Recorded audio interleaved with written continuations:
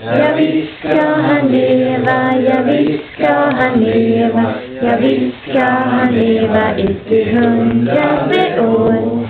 Och ett fyrfaldigt lever för Alf på ettårsdagen. Hurra, hurra, hurra, hurra!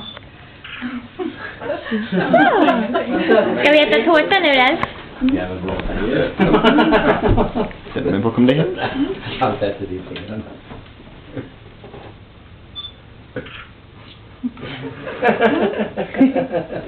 Så! Ja, nu vart det. Ska du smaka lite tårta nu? Nu vart det konserverika. Oj. Ska vi lägga henne där inne för en liten stund i leksaken?